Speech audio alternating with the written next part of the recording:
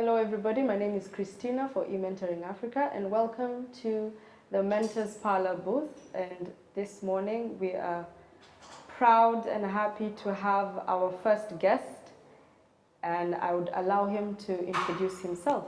Tell us your name and your current role. Thank you. I am Professor Saifur Rahman. I have the honor and privilege to serve as the IEEE President and CEO for 2023. That's my volunteer role. In real life, I'm a professor at Virginia Tech, teach electrical engineering, and run a research center on climate change. That's my day job.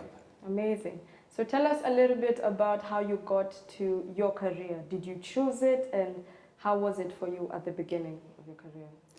A career for me is a long career. I started many years ago in Bangladesh. When I was a young kid, I had an uncle who was a mechanical engineer working in a power station. It looked very exciting, so I said maybe one day I can be like him. But that is many years ago. We did not have even electricity in the house. Yeah. I was 9 years old when we got power in the house, 9 years old. I studied on kerosene lamps, literally kerosene lamps. Yeah. So I know how life is in many parts of the world. I've experienced myself. That gave me a good footing to appreciate how people deal with difficulties and get out of this. So I have a mission to tell young generation, do the best you can given where you are. Do not let your current situation define your future. Future is very bright. Don't give it up. But to get there, work extremely hard, very high ambition, and have faith in your creator. If you don't get it, don't give up. So I have no frustrations for that reason. I believe in those three things. Aim high, work hard, and have belief in your creator. Amazing. Thank you so much for sharing that. You mentioned aiming high. I'd like to know what you studied exactly in school. Okay. I was good in math and physics in school. Yeah. I was number one in my class in math. Wow. Always. I could answer questions without writing it down. So that tells me I could be a good engineer. Yeah. What kind of engineer? Electrical is more math than mechanical or civil. So I did that. Then I went to university in Bangladesh in electrical engineering, but I did many other things. I like to be with people. So I went to a TV quiz competition in Pakistan at the time, and we were number one. We learned a lot of common things. I was asked many different questions. My point is, do not limit yourself to your studies. Do things beyond your studies so you become a resource person. My aim in life has been to be able to answer questions from a farmer, from a dentist, from a school teacher, from children. But to do that, you must have a very broad view of the world. What does a farmer do? How does he think what he thinks? So I have told my colleagues in IEEE, I want to open my life to you so you know why I think what I think. That's my mission.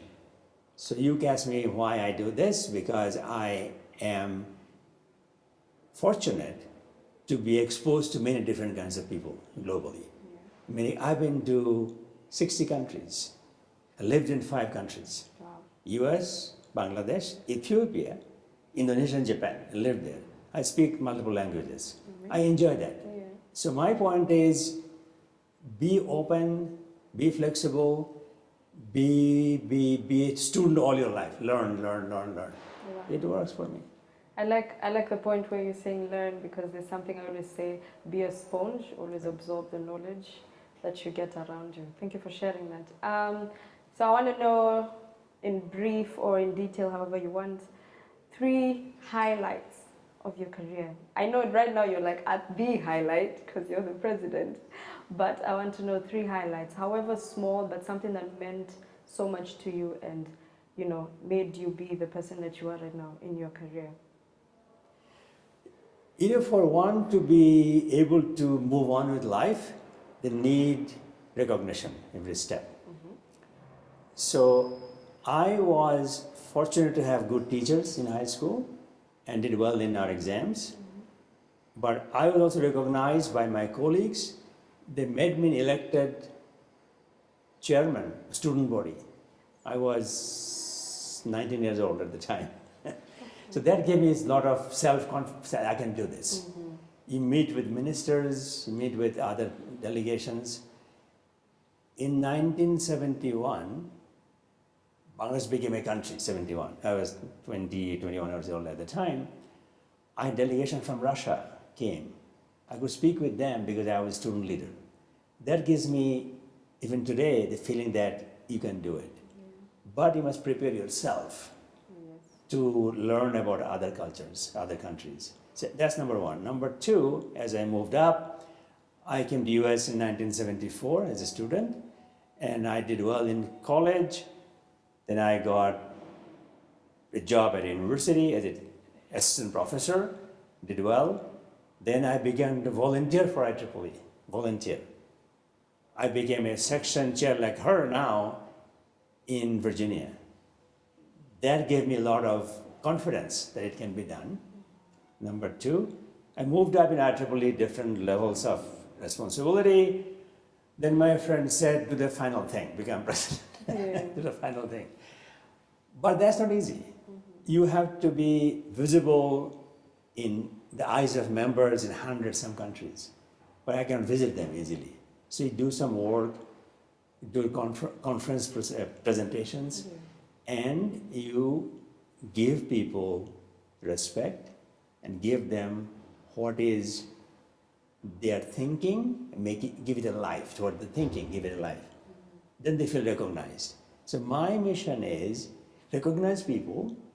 In return, they'll remember what you have done for them, and they'll come to your aid someday when you need the support.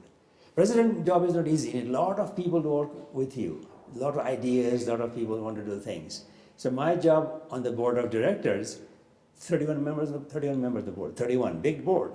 So I have to bring them, herd them in one direction. What I'm doing now is climate change. The big thing for us, we have a big mission for climate change. We are focusing on how technology can help reduce the impact of climate change, like temperature change, things of that type. But for that to happen, I must convince my 30 colleagues on the board of IEEE is something good for us. It's not just the money part, it's the idea part.